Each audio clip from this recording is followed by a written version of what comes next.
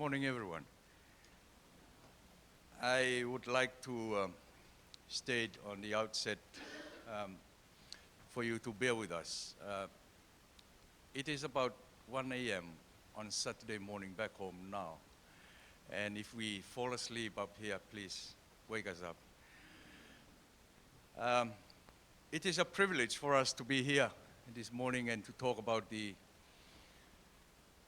impacts and injustice of climate change that is impacting our people and our land and our very survival.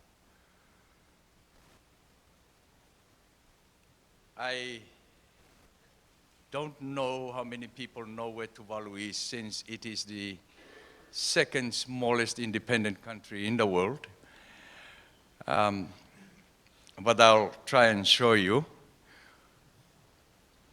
On the map, that is where Tuvalu is. Generally, I used to introduce Tuvalu as it is right in the middle between Australia and Hawaii.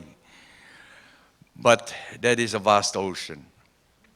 Otherwise, I would say it is north of Fiji and south of Kiribati. And I think that will make it a bit more specific. But that is where we are. That is what the country looks like. We are made up of 8 atoll islands spread between Fiji and Kiribati. A little bit about the country.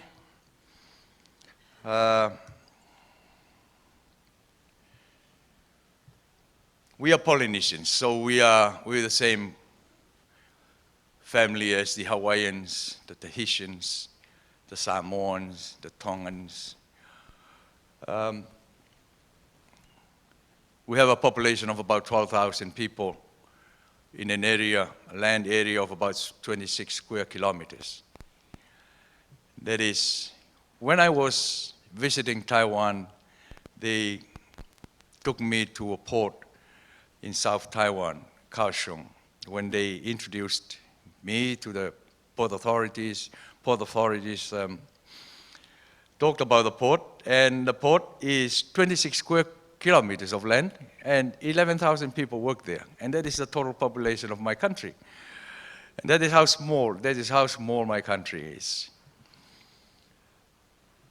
We literally live off the land and the sea.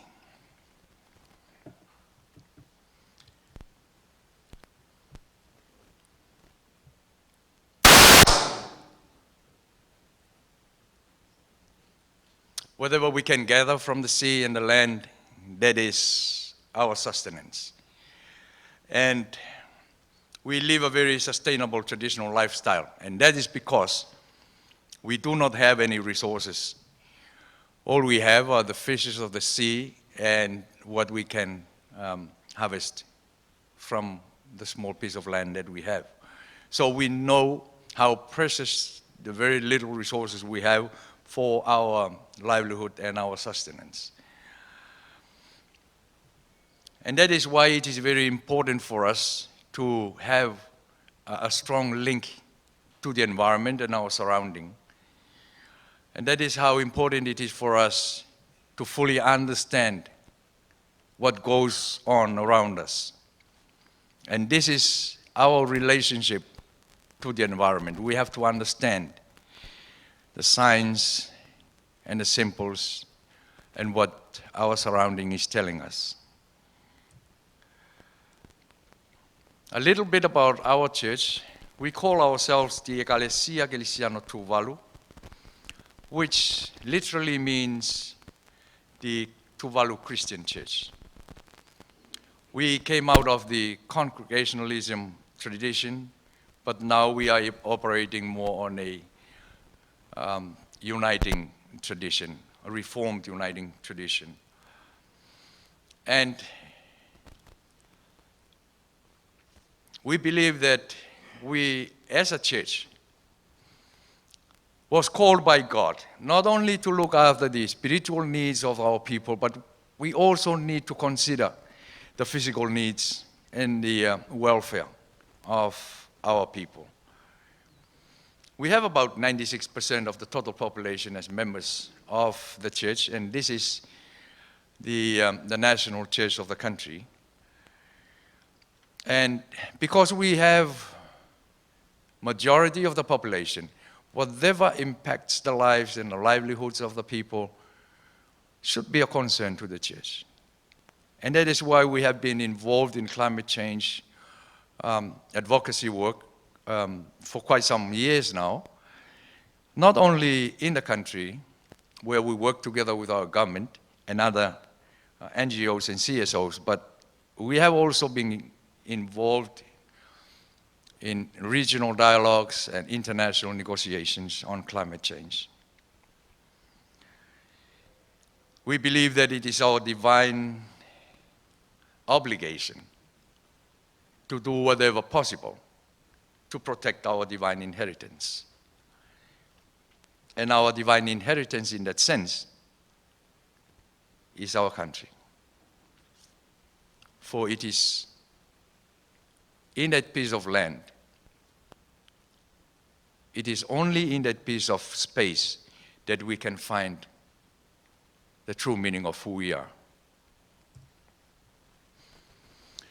Climate impacts. I'm not a scientist, so I'm not going to talk about the science of climate change, and I believe that most of us, even all of us, know what the scientists have been saying about climate change. But I'm going to talk about the real experience that our people are going through due to impacts of climate change. You see, the land is already small. It's only 26 square kilometers of land. And we have been experiencing a loss of land through coastal erosion. I'll tell you a story. There was a time when landowners were arguing about their land in one piece of land, of island. So they appealed to the lands court. So the lands court sent a panel to sort it out. So they started off from one end of the island, going according to the book, setting up boundaries, until they came to the other end of the island where the argument is. So when they came to the end of the island, they found out that they have come to the end of the island, but there are 10 landowners still in the book. So the panel said, well, this is the end of the island. So if your land is not here, it has been eroded. The landowners said, oh no, this is the end of the island, and my land is on the end of the island. So if this is the end of the island, then this is my land. So they started from that end, going to the other end. By the time they came to the other end of the island, same thing. So the question here is, who lost his land? Was it the people on the other end, on the southern end, or the people on the northern end of the island? So it became a conflict between the landowners. What I'm trying to say here is that coastal erosion has caused a lot of conflicts, because to us, land is life. We do not have resources where we can pass on to the upcoming generations. The only thing that we can pass on to ensure that they have a good life is land. You lose your land, you lose your life. And that is how critical coastal erosion is to us. Longer droughts. Of course, we have faced droughts throughout history. But in 2011, Tuvalu faced the longest and the worst drought ever in history. And during this period, we saw coconut tree tops falling off, and the land was totally dry. Because our people in the past mainly depend on the underground waterlands, today we depend on rainwater because the underground water table has been salinated by the intruding salt water into the underground water table. So that is not drinkable anymore. We cannot use the underground water for any purpose at all. So we depend on rainwater. And if the heavenly taps have been closed, then we face a problem. So in 2011, the government of Tuvalu have to declare a state of emergency to bring in assistance. So they brought in desalination plants to turn salt water into fresh water for people to use. And it has created a sense of emergency and panic because who knows what will happen with our water security. The unpredictable weather patterns. Weather patterns have changed tremendously. Our traditional skills on how to fish, where to fish, when to fish, and what kind of fish to catch depends totally on the weather patterns. But if these weather patterns changes, then it challenges our traditional skills on how to survive. We don't know anymore when to plant and when to harvest. Because when we know it is the time to plant, because it is our dry season, all of a sudden, a storm will hit and floods the whole place. So it upsets that set of knowledge that people have depended on for generations for the survival.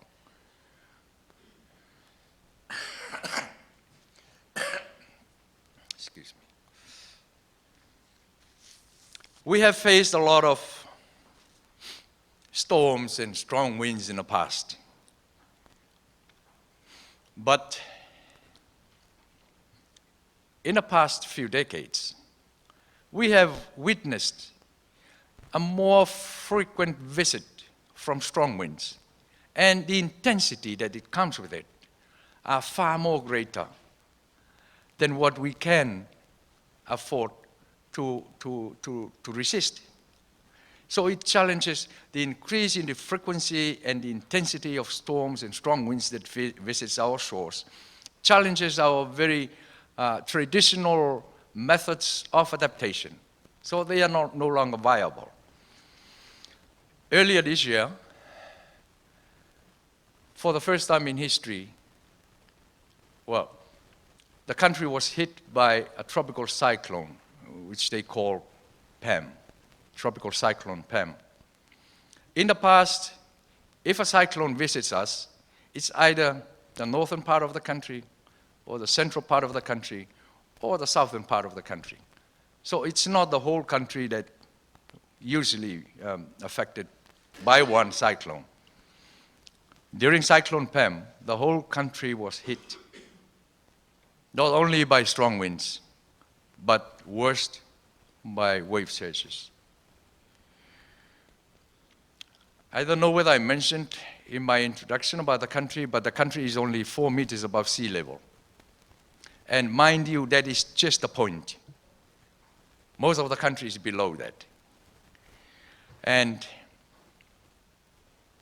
when wave surges attacks the shores of our islands, that is very threatening. And because the islands are so small, the only highest ground you can think of escaping to are the coconut treetops.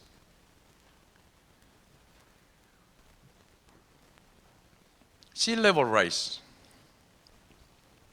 Because the country is so low in elevation, a significant rise in the level of the sea will definitely impact the country.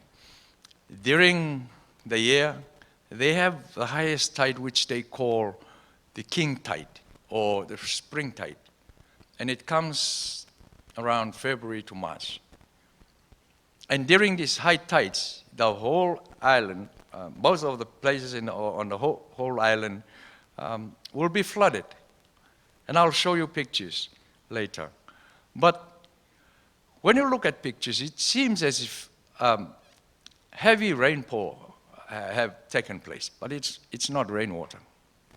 It's seawater. And seawater does not only come above the land, it seeps out of the land and floods the whole place. And that is how dangerous it is.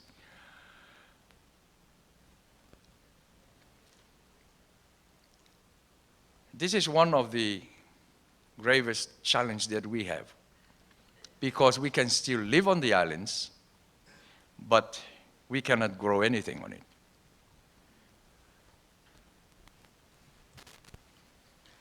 Coral bleaching. The islands are surrounded by corals, very colorful, beautiful corals. When I was a young boy, I used to go out fishing with my father, and we used to, my father used to smack me from time to time because I spent more time enjoying the view of the colorful corals with the colorful fish. But today, if you go diving around the islands, you will think that you are in a battlefield because all the corals have lost their colors and they have turned white. They have been bleached because of the increase in the acidification of the ocean and the temperature of the ocean. And there are two impacts. One, we look at corals as the first line of defense for our shores against any storm surges and wave surges. For they break the strength of the waves before they hit the shores. And if they have been bleached, they don't have the capacity to do that, to break down the strength of the waves. So we lose that first line of defense. And if we lose that first line of defense, it simply means that the shores have to face up to the full force of the wave surges. And this will accelerate the rate of coastal erosion. Secondly, we know that corals are the houses for fish. And that is where, in the past,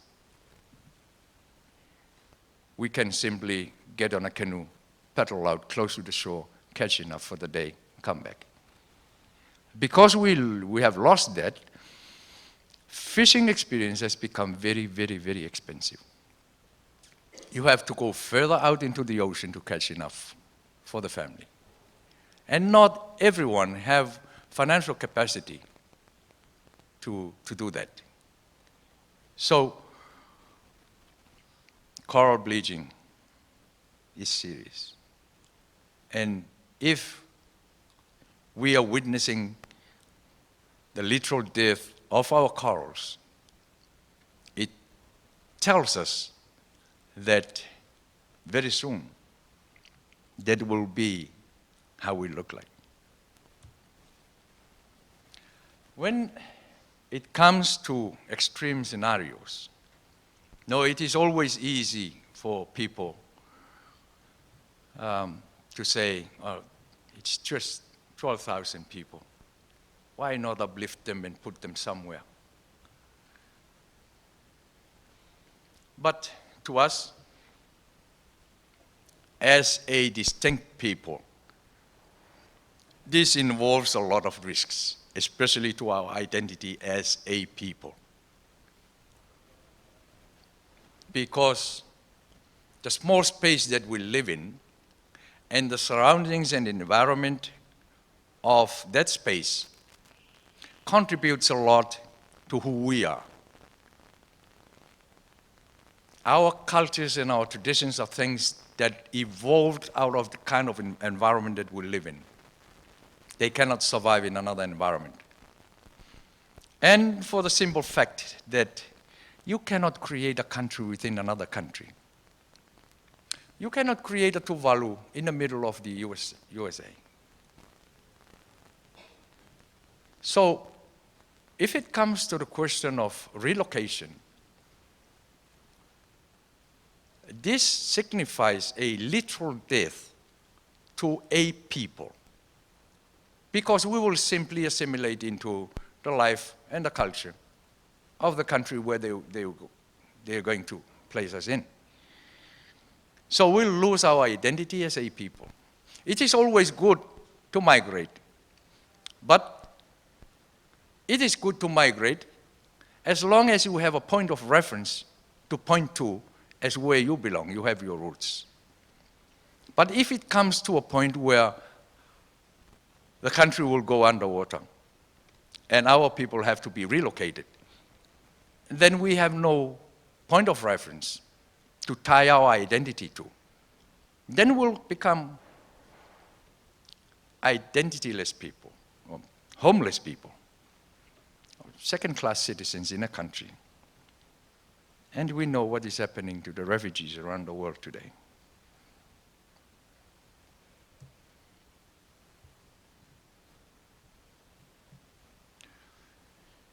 The implications of the impacts. As I have said, it challenges our traditional ways of life. We do not have a lot of options.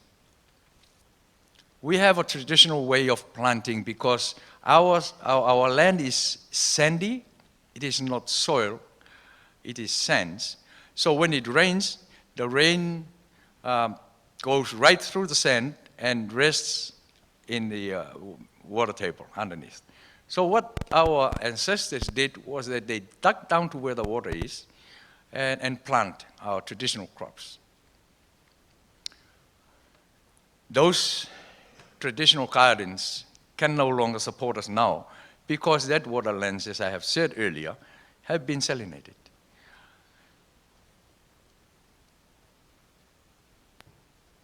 It challenges our resilient capacities, it challenges our food security, and it challenges our way of life. And because of that, the country or the people are forced into a market-based lifestyle where you can walk into the shop and buy things rather than the subsistence lifestyle that we are used to, which does not cost anything. The problem with a market-based lifestyle is that majority of the population do not earn regular salaries to cater for that kind of lifestyle. And because of that, two things happens. One, dependency. One person or two persons might be employed in a family of about 10, and we live in extended families. So two people will be supporting more people with very little resources, financial resources they have. And secondly, poverty will definitely creep in and become part of everyday experience. As I have said, we lose our fish stocks, and fish is our only main protein supply. And this will lead into a lot of health complications. These implications or impacts simply forces the people out of a very closed relationship with the environment and nature.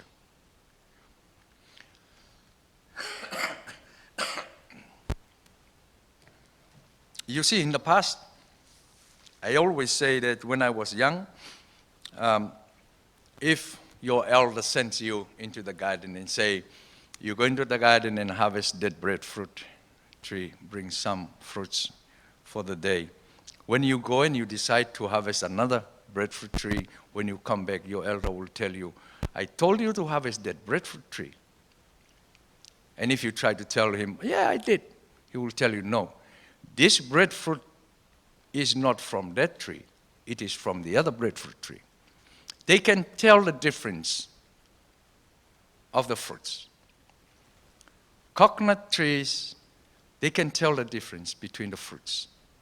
And that is how close the relationship of the people is to nature and the surrounding and plants and the birds as well. Today,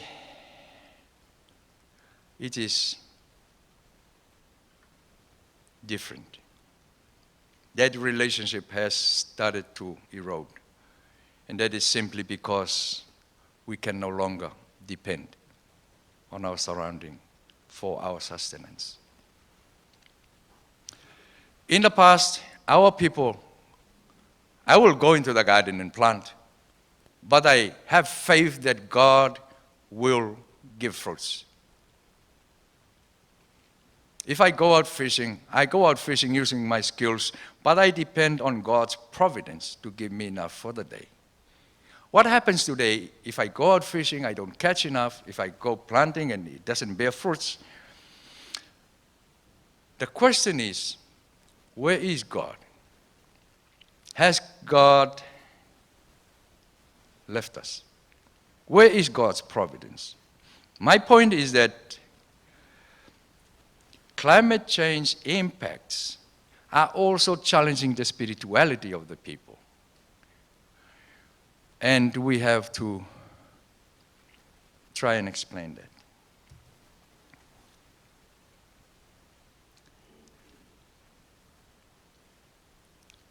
Why us? We all know what caused climate change. Tuvalu is a small country that do not have factories. We don't produce anything. Then why are we suffering?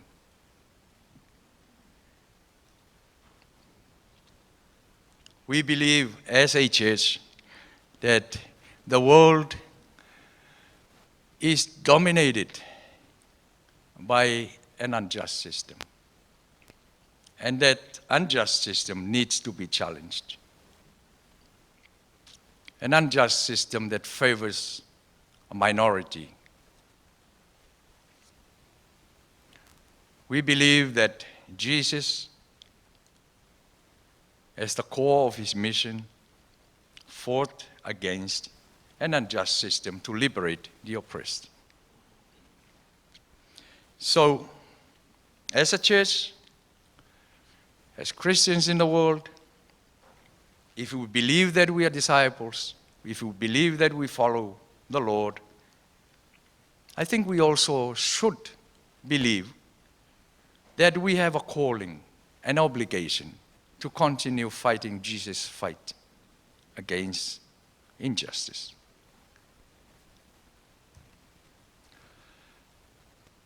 I'll go into some of the slides just to illustrate more what I've been talking about.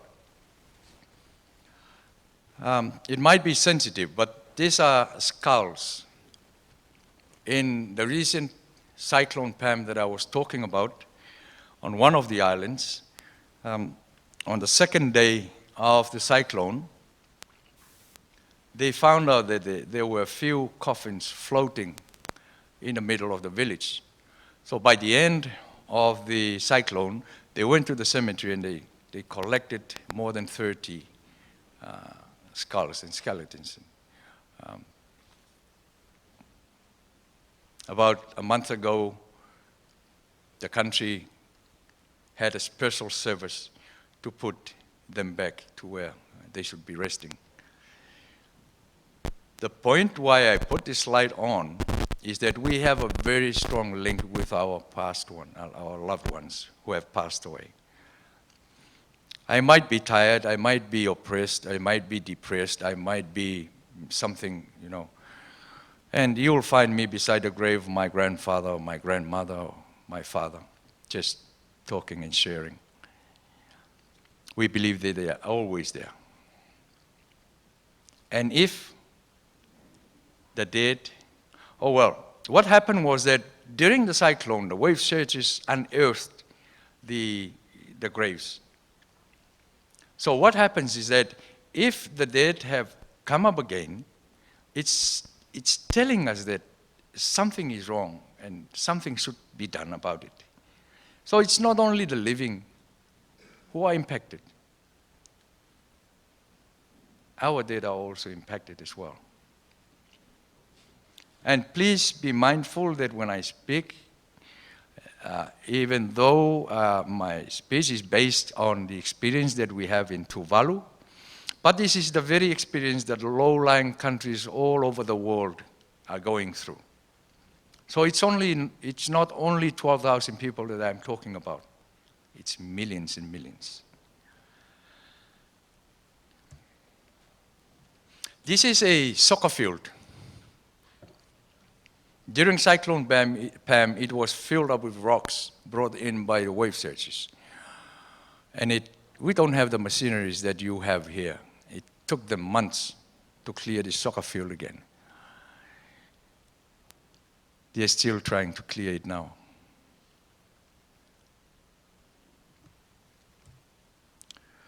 This is what the islands look like when it is calm. Beautiful, clear water, blue sky, tropical islands. Look like paradise. But we are having lesser and lesser days of this sort of calmness. We are experiencing more devastating days. This is what the coasts of the islands look like. Every day you will experience trees being uprooted by the waves, by the sea, and thrown into the ocean, and the land is becoming smaller and smaller. And I always say that it is better to be approximately right than to be absolutely wrong.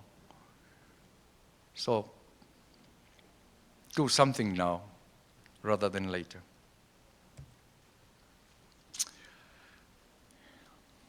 Children are the future of a country, any country. And what future do they have if we give them a pile of rocks rather than a country?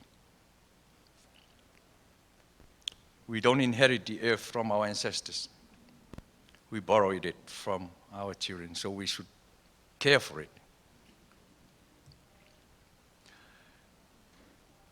This is not only a pile of rocks. This used to be a very, very beautiful sandy island. During one of the storms, throughout the night, we woke up in the morning, and it is in that form now. The waves just took out everything, leaving a pile of rocks.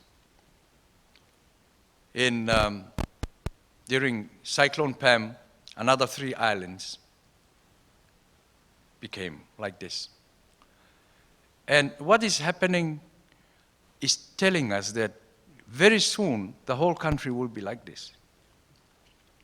And it is very, very threatening to witness the slow disappearing of what we call home. Oh well, coastal erosion as well. That is what most of the islands look like on their coasts. Tree trunks, lifeless and empty. This is a road in the middle of one of the islands, a road that they used to drive trucks, scooters, cars.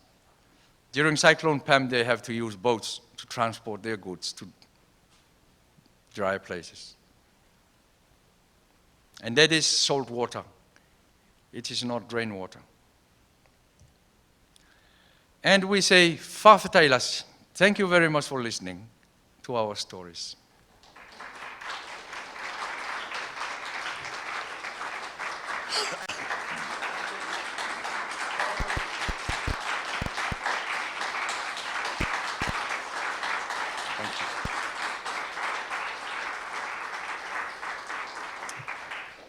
Thank you very much.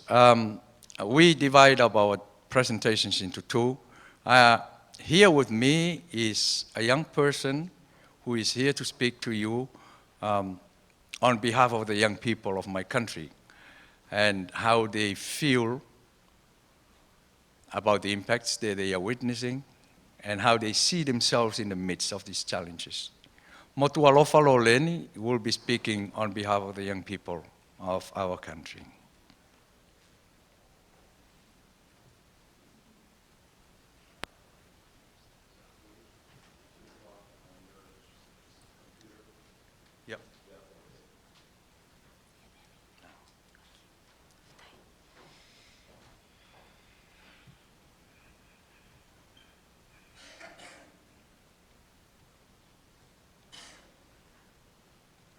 I am here in the US on behalf of the young people of my country.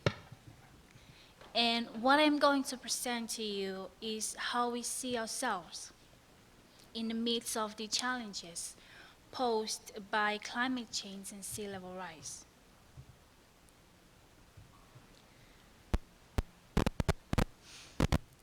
Who we are the future of our countries, the bearers of our traditions, our language, our culture, and the very fibers of our identity.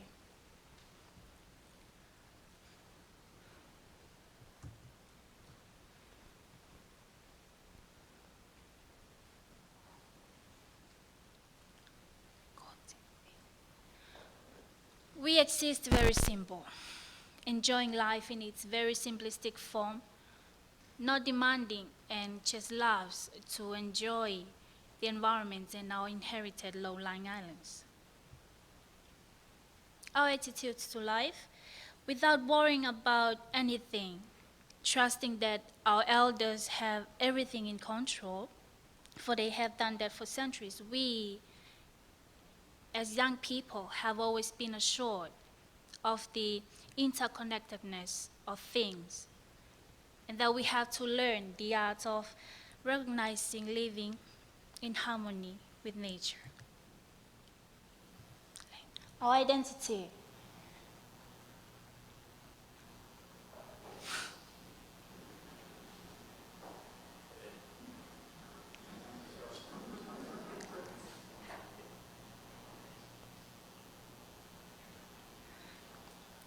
Dancing, as in all Pacific Island countries, is part of who we are.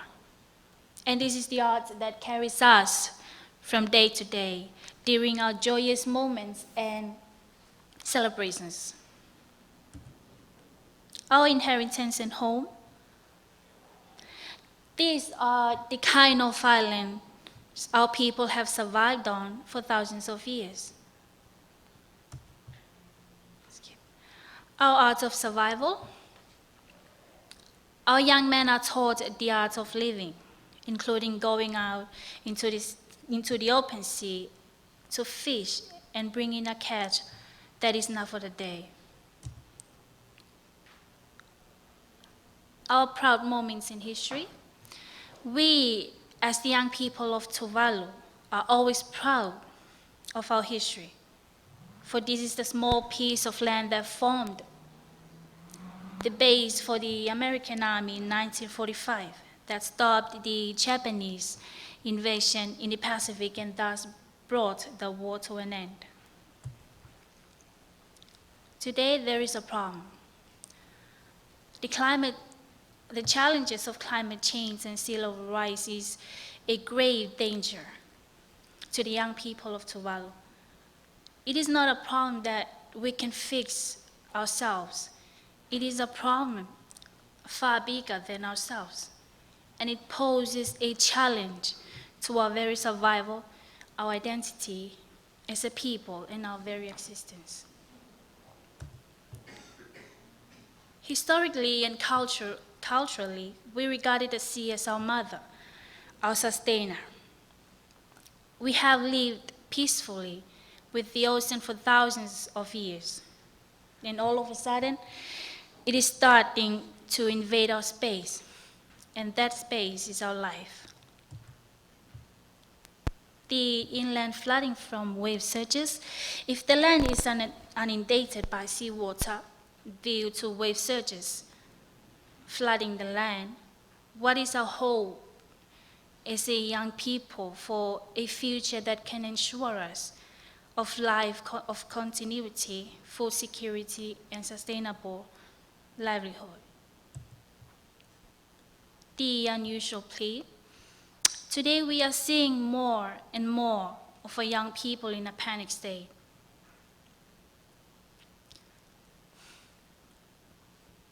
And the question is, why our young people, who are usually busy learning traditions and cultures, survival skills, and the art of living harmoniously with nature, starting to show signs of hopelessness? Well, this is the reality of life for our young people today in Tuvalu. This is not an ordinary flood after a heavy downpour of rain, rather it is seawater seeping out of the soil during king tides to flood the island. This is the reason we, the young people of Tuvalu, are becoming alert to the changes around us due to the negative impacts of climate change.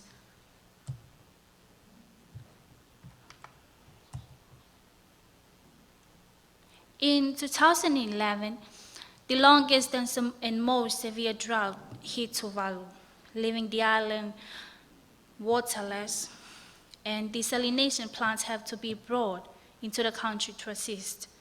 We, the young people, were the worst hit because we spent hours at the rationing stations to collect water for our families, making it possible for us to attend to our educational needs.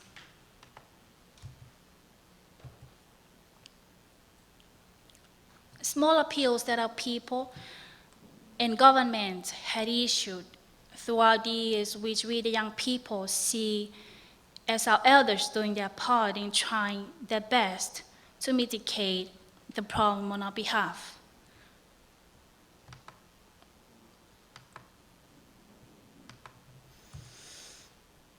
We believe that our island, no matter how small and insignificant it might be to the eyes of the world, but they are our inheritance, our identity, and our future.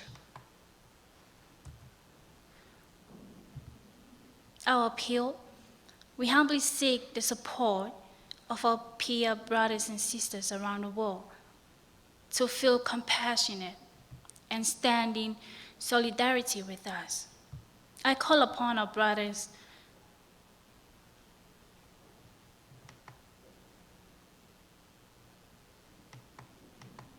and sisters in the United States of America to act on our behalf and to act justly on climate change and sea level rise. Thank you, and whakawhetailasi for listening.